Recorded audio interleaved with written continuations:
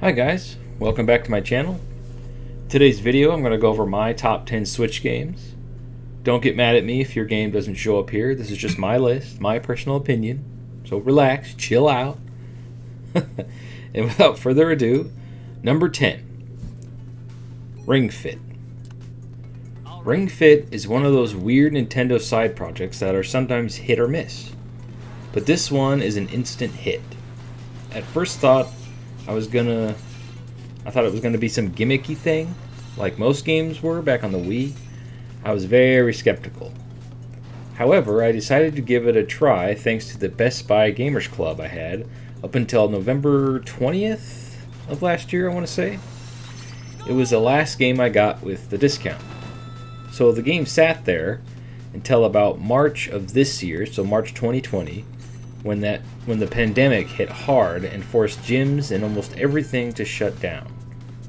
Working out to me is a huge stress reliever because it helps me unwind and just helps me relax after a hard day's work. It helps me get off my frustration. So after not having access to a gym, which really sucked, I decided to open Ring Fit and give it a shot. And holy crap, this thing really works. Not only was it really fun, a really fun game to play, with RPG elements, a very long story mode, tons of exercises to do that all really work pretty well, it became a part of my daily routine. And I still use it almost every day to this point, all the way up till, what is this? It's almost October? Nintendo managed to combine my two favorite activities into a fun, engaging experience. That's why Ring Fit comes in at number 10. With gyms being unsafe still, this game is a great alternative until they reopen. It really works. You won't get super buff, but you'll definitely get in shape. Number 9, Splatoon 2. Nintendo strikes gold again. The whole concept of Splatoon is so simple, but so inventive and creative at the same time. Everything from the art style to the gameplay and setting, it sets itself apart from all other third-party shooters and makes a noob subgenre in that category, in my opinion. Your main focus is to cover the map in the most ink before time runs out. The team with the most ink spread out over the map wins. You can still kill other players, but that's not the focus of the game. So if you suck at shooters like I do, you can just focus on trying to fill the area with the most ink. So it offers multiple ways and tons of strategy and skill to the game, but at the same time, anyone at any time can come in and have a blast playing it. It also has a horde mode that's a super blast to play and my favorite mode. I hadn't played competitive for over a year, but when I did for this, making the footage for this video, I managed to be the top squid on my team even though we lost. I had the most points. So being able to come back and quickly pick up the game and play it again after all this time, it just makes it one of those games that you can always come back to, even if you haven't played it for like a year or so. And that is why Splatoon is number 9 on my list. Now I kind of want to go try out that Octopus DLC. Wonder if it's any good. Number 8, Pixar. So Pixar is basically Ark and Portal Knights combined. This would be my number 1 game on this list, but the devs have completely abandoned the Switch version. On PC they have a ton of new content that was added, and the game works pretty darn well on PC. The Switch version works well enough, but needs way more polish. Now with that said, I still love this game on Switch. It combined my two favorite games that I've played on the PS4 and basically put them into one game. You can tame blocky creatures, you can build massive bases, you can change the terrain and terraform, you can explore dungeons, you can fight mythical creatures and tame some of them, you can play co-op, online or offline. You can play PvP online, or I think you can play it offline. I think you can kill each other. Yeah, I'm pretty sure you can kill each other. So with so much to do in this game, and it being portable, being able to be played anywhere, on the couch, at the grocery store, at the doctor's office, wherever, this game comes in at number 8 on my list. If they ever fix these issues and release the Skyward DLC, that's what it's called, Skyward, this game would probably be my favorite game on the Switch. Because it crashes so much. It doesn't crash as much as it did when it released, but it still crashes, enough.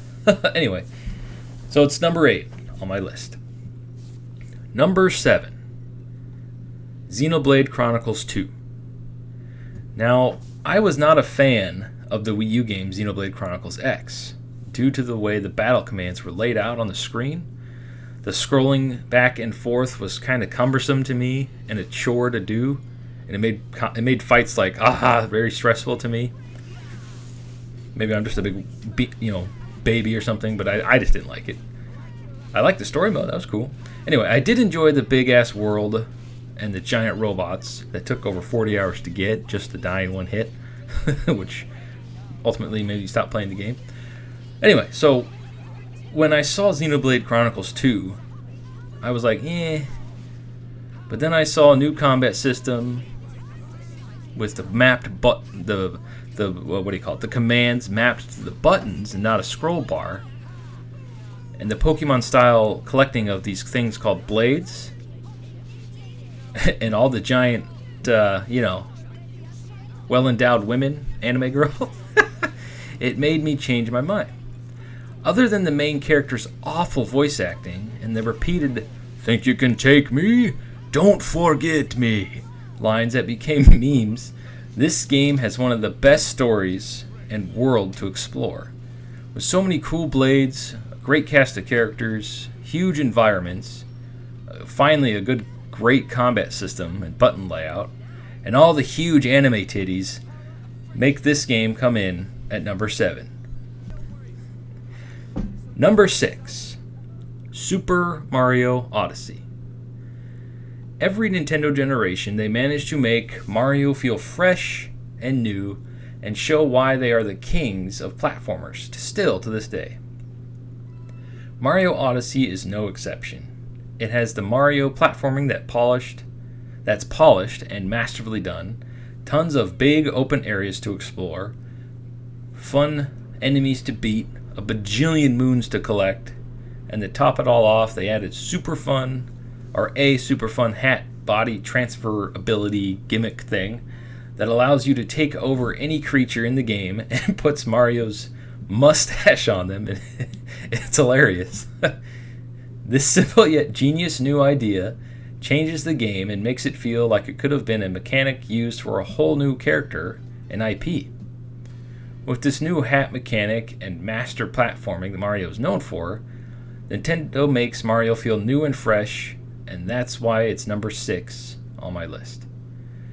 When I played this game to get footage for this video, I hadn't played it in a while, and I managed to just get 2 stars while messing around. It was pretty funny, because there's so many. Number 5, Smash Bros. Ultimate. Back in the N64 days, I saw a commercial for Super Smash Bros. On the N64. I saw Mario kick the layout from Yoshi, and then DK hammer punch Mario on the forehead, and then I suddenly saw Pikachu go flying across the screen, and I thought it was the funniest damn thing I've ever seen, and I begged my mother to get it for me. She did, and so of course, I got the game, and like most kids back then, I absolutely loved it and played the living crap out of it. It took Nintendo's major mascots and let them just beat the crap out of each other in a 2D fighter that made up its own way of how you fight. Instead of beating down their health bar and getting a KO, the objective was to damage them to a point and knock them off the level. And you could fight with up to 4 friends and use items that span the Nintendo universe and stages from Nintendo games, the history of Nintendo. This was like a dream game for us kids back then. My main was Kirby back then. Now skip to the Switch. Yeah, that's a pretty big time jump. And what was the number one thing we all wanted back then. Our favorite characters from other third-party games, like Mega Man, Final Fantasy VII, Street Fighter, the list goes on. Well, Nintendo did the unthinkable and added in a bunch of third-party characters to Smash with. Ultimate wasn't just a Nintendo fighter anymore. It was the history of a gaming fighter. It was a history of gaming fighter that took our childhood and put it in one game so we could finally answer the question, who would win in a fight? With 80 or so characters and more to come, Smash Bros. Ultimate has become the biggest fighting game ever made and the best value and one of the most fun to play.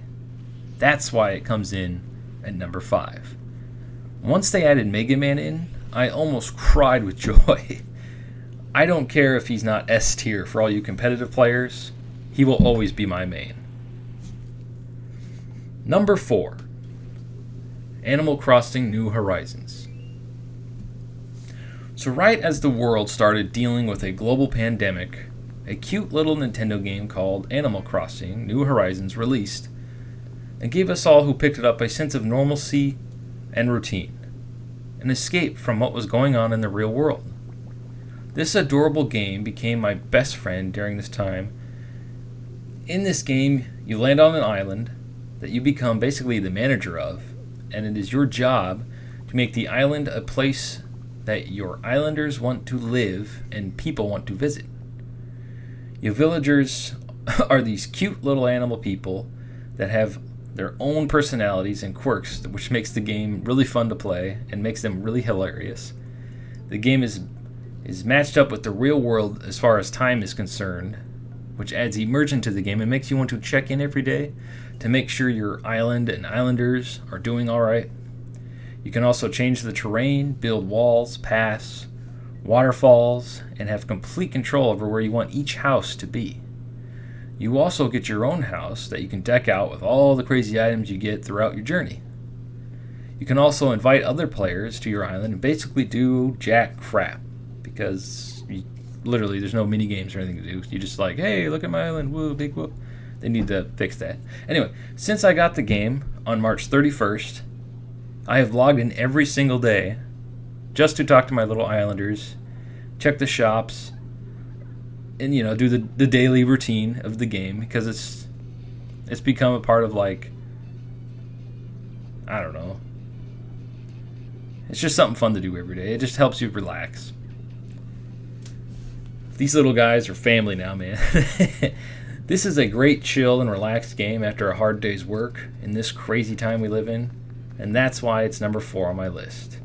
Yo, Blathers, wake up.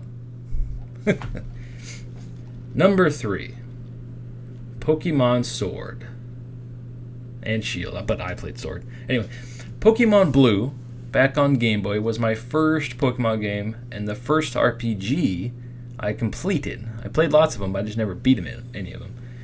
Like most kids that caught the Pokemon fever back then, I was obsessed with this game. I watched the cartoon, I bought the cards, I got the toys, I memorized every Pokemon name, number, and weakness. To this day, Pokemon is my favorite Nintendo franchise. My favorite game being Alpha Sapphire on 3DS. And in my opinion, it's the best Pokemon game so far. People complain about too much water in the game, but I don't care. I love the game still. It added like an overworld map where you can take your Pokemon and fly over the map. It was awesome. I mean, and I think it had every Pokemon up to that point obtainable in the game across the 2 versions. You didn't have to go, and I don't think so. Anyway, I have to go check my research or whatever. Anyway, now when the Switch came out, and the rumor was we were getting a full open world Pokemon game, my hype went through the roof. The possibilities that they could do with the power of the Switch had me giddy like a little schoolgirl. Were we about to get a Pokemon game we all dreamed about when we were kids? Sadly, no. However, despite all the hate and disappointment about Pokemon Sword and Shield, I still love this game. I admit I was let down by how safe they played it with this first outing, and how there was no national dex, and the combat was exactly the same, but with all the quality of life improvements, and the big open area to explore and new Pokemon to catch, I found tons of enjoyment to be had in this game. Shiny hunting made easy if you're willing to put in the time. Pokemon existing in the real world and on the map was a half dream come true, because they kind of pop in, they're not actually there until you're close. There's no more random grass encounters, which is a huge improvement to me, because I hated that. It's like, what am I fighting? What is it? What is it? I guess some people like that because there's some sense of like mystery, like, ooh, what is it? But if you're like trying to shiny hunt or whatever, and you just want to fight the same thing, or you're looking for a certain Pokemon, you don't waste all your time trying to find that damn Pokemon. Anyway, lost my place here. Seeing the Pokemon walking around made the game feel like we all wanted it to be back on the Game Boy. This game is far from perfect, but with the DLC and the DLC to come, I think Pokemon's next outing will be a big one. At least I hope it will. But for now, this is a great foot in the water test for what they do next. I really think they were afraid to go full open world until they tested it in this game. That's why Pokemon Sword is number 3 on my list. I hope the next game adds voice acting, because it is really weird just watching their mouths move and no voice acting coming out. I mean, this company is one of the richest companies in the world.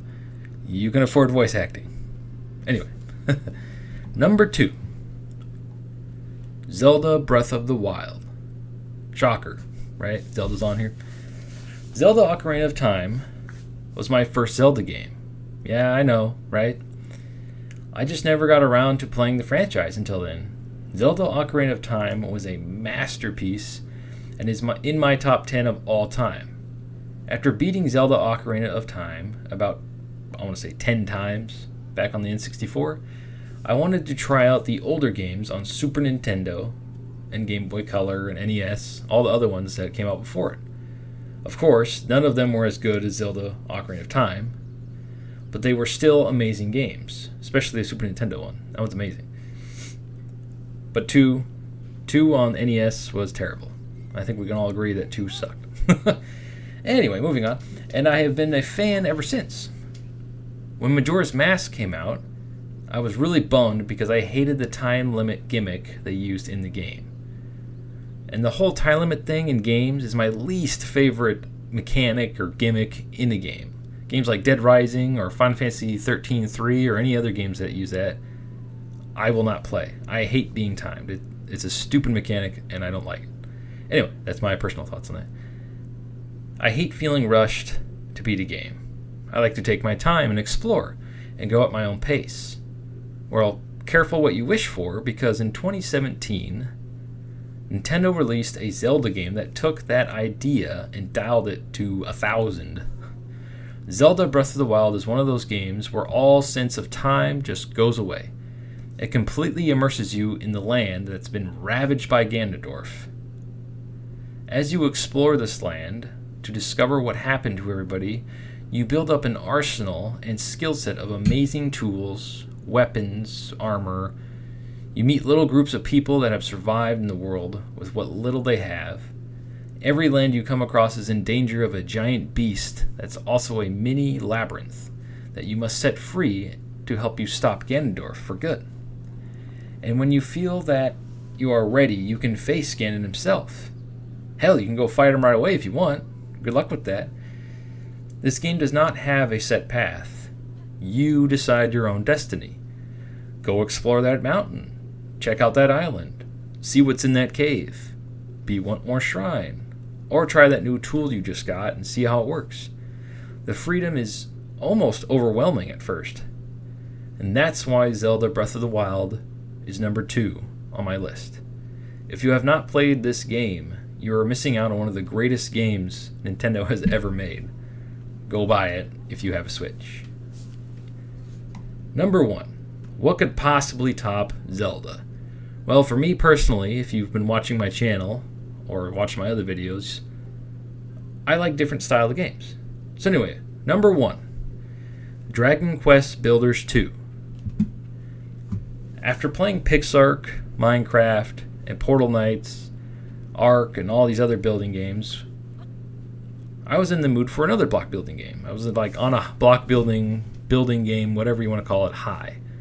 I wasn't sure what to expect playing this because I only played the first one for about 10 hours, and I got stuck because I had built way too much, and the game wouldn't recognize what I built in order to progress the story. This game functions a little differently. It has like blueprints in the game that you're supposed to build, and then it registers that, and then the game little NPCs interact with it, and that's how you progress through the storyline. Anyway, so Dragon Quest 2 adds something that none of these other block games have. A great story full of funny little characters that actually can help you build stuff. The entire story mode took me about 60 hours to complete, and is basically a giant tutorial that teaches you how to use all the tools the game gives you to build with. My favorite thing about this game is the people you bring to your island.